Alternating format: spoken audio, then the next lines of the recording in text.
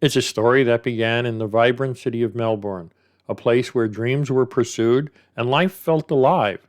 But beyond the bustling streets and the promise of a bright future, a young woman named Rachel Barber vanished without a trace. She was full of life, destined for greatness, or so it seemed. What happened to Rachel is a puzzle filled with unsettling twists, dark motives, and a web of deception. This is not just a story of loss, but of the lengths people will go to when envy festers and obsession takes control. What really happened to Rachel Barber? Stay with me as we peel back the layers of this tragic, chilling mystery that left the city haunted and searching for answers. Come along with me in Odd Mystery Stories for a strange ride through the odd story of Rachel Barber. In 1999, Rachel Barber was on the brink of stardom. At just 15 years old, she was a full-time student at the prestigious Dance Factory in Melbourne, Australia. Rachel was beautiful, athletic, and driven, someone who seemed to have it all. Her friends admired her talent, and her family cherished her. But little did anyone know, someone close to her was harboring dark and dangerous thoughts. Caroline Reed Robertson, who had babysat for the Barber family, was just 19 years old at the time. Unlike Rachel, Caroline didn't feel confident or capable. She often saw herself as inferior. In her own journal, she described Rachel as strikingly attractive, highlighting Rachel's very clear pale skin and hypnotic green eyes. And what about herself? Caroline used words like pizza face, mentioning her brown, oily hair and lack of coordination. It was clear that these thoughts ran deep, fueling an unhealthy envy that would soon spiral out of control. Over time, Caroline's jealousy evolved into an obsession. She fixated on Rachel in a way that no one around them noticed, at least not until it was too late. On February 28, 1999, Caroline made a fateful decision. She invited Rachel to her apartment the next day under the pretense of participating in a psychological study. Rachel, being kind-hearted and trusting, agreed. But what happened at Caroline's apartment would forever change the Barber family's life. It was there that Caroline took Rachel's life, driven by a disturbing mix of envy and obsession. And if that wasn't unsettling enough, what investigators found in Caroline's apartment after Rachel's death was even more chilling. Among her belongings, they discovered an application for a birth certificate in Rachel Barber's name. Caroline wasn't just obsessed with Rachel's beauty or success. She wanted to be Rachel. She was willing to go to unimaginable lengths to erase herself and assume Rachel's identity. The question that lingers is, how could envy push someone this far? And what drove Caroline to believe that she could ever possibly take over another person's life? On the evening of February 28, 1999, Caroline Reed Robertson made a call that would seal Rachel Barber's fate. She told the young dancer that she could make $100 by participating in a psychological study the following day. To someone like Rachel, busy with school and dance, an opportunity like this might have seemed like a convenient and intriguing way to earn some money, but there was a catch. Caroline insisted that Rachel keep the arrangement a secret. If anyone else knew about it, she warned, the results of the study would be compromised. So on March 1st, Rachel didn't mention a word to anyone. She didn't tell her family, her friends, or even her classmates at the dance factory. After school, she simply followed through on what she'd been told, meeting up with Caroline.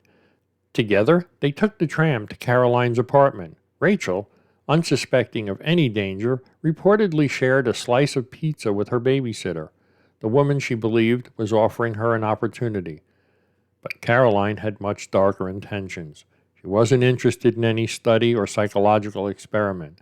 Her jealousy and obsession had reached their breaking point.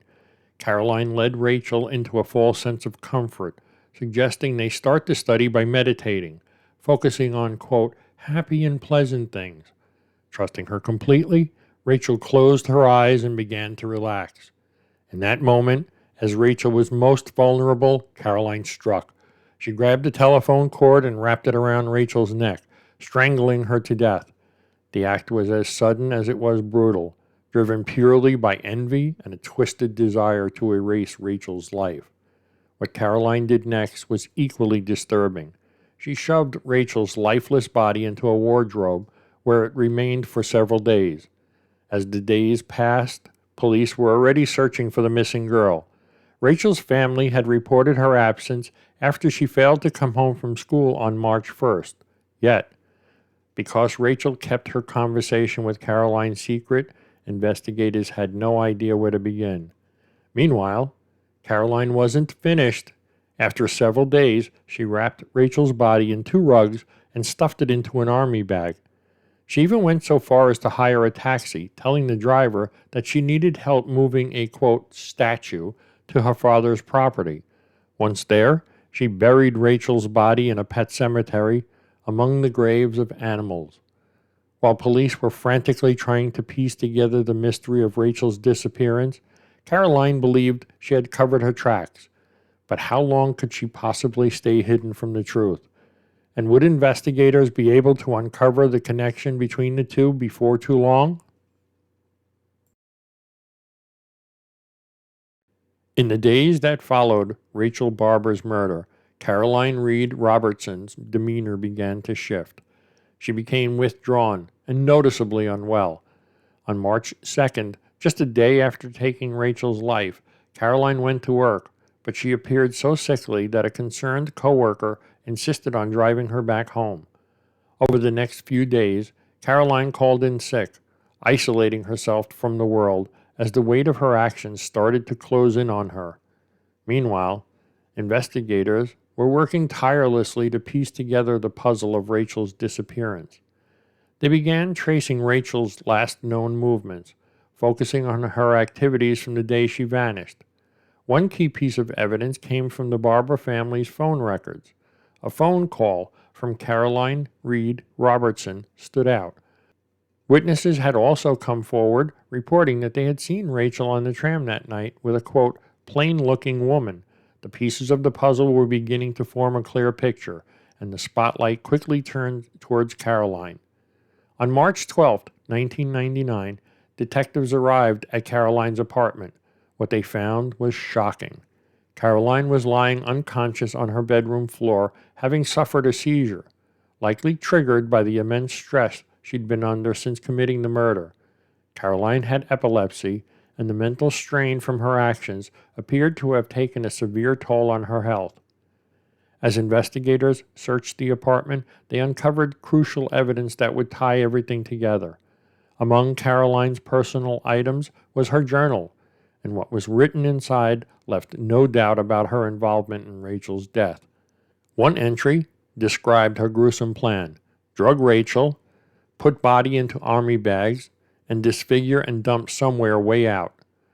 Another note outlined her steps to cover up the murder: check farm, Tuesday arrange bank loan, moving van, night to disguise hair, thoroughly clean house, and steam clean carpet. It was a chilling glimpse into Caroline's mind, revealing how calculated she had been in planning the murder and her intentions to erase all evidence. Alongside her journal, investigators also found 2 disturbing applications. One was for a birth certificate in Rachel Barber's name, and the other was for a $10,000 bank loan. It had become clear that Caroline had hoped to assume Rachel's identity, using it to build a new life under the guise of the girl she had once envied. But before she could execute her twisted plan, the investigation closed in. On March 13th, Caroline Reed Robertson admitted to her crimes, bringing an end to her short-lived escape from justice. She was taken into custody, where she would soon face trial for the murder of Rachel Barber. What drives someone to commit such a horrific act in the hope of living another person's life? And could anything have been done to stop Caroline before her obsession reached such a tragic height? In November of 2000, justice was served in the eyes of the court. Caroline Reed Robertson was sentenced to 20 years in prison for the cold-blooded murder of Rachel Barber. During the sentencing, Judge Frank Vincent didn't hold back in his assessment of Robertson's actions. He described her abnormal, almost obsessional interest in Rachel, noting how disturbingly calculated her behavior had been. I find the deliberation and malevolence with which you acted extremely disturbing, he said, speaking to the gravity of her crime. Prosecutor Jeremy Rapke echoed this sentiment, pointing to Robertson's unhealthy infatuation with Rachel as the clear motive behind the murder. It does seem likely that the motive is to be found in the accused's obsession and jealousy of Rachel's attractiveness, popularity, and success. Rapke stated, Caroline had never experienced the kind of attention or admiration that seemed to come so effortlessly to Rachel. Struggling with low self-esteem for most of her life, Robertson had once painted a self-portrait entirely in black, a reflection of how she saw herself. Forensic psychiatrist Justin Barry Walsh would later suggest that Robertson, in some twisted way, believed she could, quote, magically reinvent herself by assuming Rachel's identity. To Caroline, taking Rachel's life meant not just erasing her, but perhaps becoming her, achieving the success and love that had always seemed out of reach. Even after the murder, Robertson struggled to understand herself. She referred to herself as an alien, claiming that, quote, horrible things were bottled up inside her. Following her arrest, she was diagnosed with a personality disorder, leading Judge Vincent to describe her as, quote, a real danger to anyone who may become the unfortunate subject of her fixation.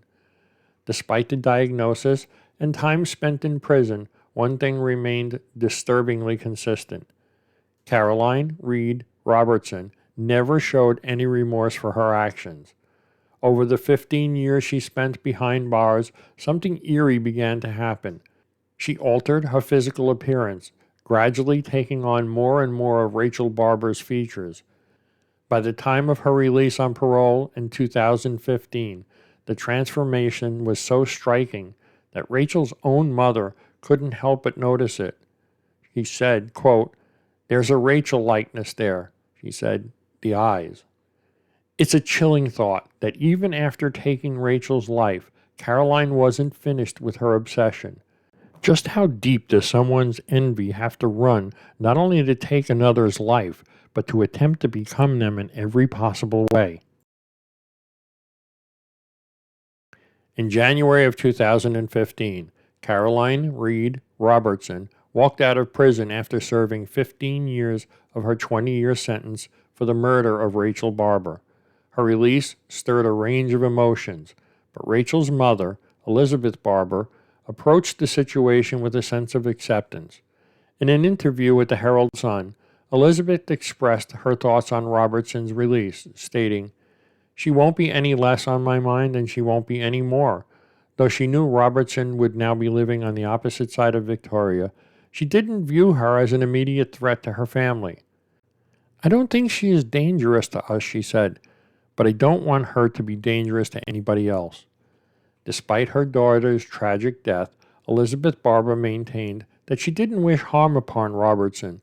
Her husband, Mike, was adamant that the convicted murderer should be left alone. Mike, my husband, is really firm. He does not want her harassed. Elizabeth explained, highlighting the couple's desire to avoid any form of vigilante justice. The family also acknowledged that they were unaware if Robertson had received any specialized treatment for her diagnosed personality disorder while in prison, but they had been informed that she had taken up studies during her sentence. Elizabeth shared that her mother once expressed hope that Robertson might contribute something positive to society after her release. She said, quote, my mother once shared with me she hoped Caroline would put something back into the community. I don't know what kind of work she could do. She's an intelligent woman, not intelligent in that she planned and plotted the murder of our daughter, but in terms of her IQ. Despite Robertson's apparent intellectual abilities, the Barbers had no desire to reconnect with her. Robertson had shown no remorse for her crime, and the family had long since given up any hope of hearing an apology. Elizabeth reflected on the reality of their loss, stating, "Nobody wants their daughter murdered, and justice as far as Rachel is concerned will never be done, because Rachel's life had been taken away from her." Caroline Reed Robertson's transformation while in prison was perhaps one of the most shocking aspects of her time behind bars. Robertson, who had been overweight with acne as a teenager, emerged with a leaner physique, straighter hair, and a clear complexion. The change was so dramatic that when Elizabeth Barber saw her for the first time after the sentencing, she was taken aback. "I kept thinking she looks like someone I know," I thought. "Bloody hell, it has that feel about Rachel. At first glance, it's kind of weird. Everything is different, but she still has that look." Rachel's parents were not alone in their shock. Rachel's former boyfriend, Manny Corella, struggled with the news of Robertson's release, experiencing anxiety attacks at the thought of her being free. The emotional scars left by the tragedy remained raw for those who had been close to Rachel. As Robertson re-entered society, her life had taken new turns. She had entered into a relationship with Annette Chubbs Taylor, a convicted armed robber she had met in prison. The two were reportedly planning to live together upon Robertson's release, despite Taylor no longer being incarcerated. Some who had known Robertson behind bars believed she was rehabilitated, though her lack of remorse continued to cast a long shadow over her release. Robertson had always wanted to reinvent herself, and in many ways it appeared she had done just that. But the question remained, had she truly changed, or was the transformation only skin deep? Could she leave her dark past behind, or would the obsession that led her to murder Rachel Barber resurface in some new form? It's difficult to comprehend the depth of envy and obsession that could drive one person to not only take another's life, but to imagine they could somehow become them. Caroline Reed Robertson's actions defy all logic, leaving us to wonder, how could someone be so consumed with their insecurities, so haunted by their own self-loathing, that they believed erasing another person's existence would allow them to fill that void? Rachel Barber was a bright, talented, and beloved young woman whose future was filled with promise. Yet in an instant, her life was stolen by someone she once trusted, someone who believed that by extinguishing Rachel's light, she could somehow bask in the glow herself. But life doesn't work that way. No amount of transformation or imitation could ever allow Robertson to truly become Rachel. Rachel's life, her essence, was uniquely her own, and no one could ever take that from her. The tragedy lies not only in the senseless loss of Rachel's life, but in the twisted belief that one person could so easily swap places with another. It speaks to the fragility of the human identity and the dangers of unchecked envy. As I reflect on this story, my heart goes out to the Barber family. No words could ever fill the void left by Rachel's absence. Her parents, her friends, her loved ones, they are the ones who must carry the weight of her loss every day. The memory of Rachel's life, her joy, and her potential will forever be with them, even as they grapple with the knowledge that justice, in its truest form, will never fully be served. To the Barber family, I offer my deepest condolences for the loss of your beautiful daughter. Rachel's light was taken far too soon, but her memory will live on in the hearts of all who knew and loved her. In a world that can often be filled with darkness, may we strive to carry forward the brightness that Rachel once shared with those around her. Thanks once again for watching my video. My name is Vince. Would you please consider supporting my channel by either buying me a cup of coffee at the link below, or even treating yourself to some merchandise at my online shop? I always appreciate your support. If you enjoyed this story, you might also enjoy the mystery of the Lover's Lane's murders. You'll find the link to that story in the upper right corner of your screen. Thank you.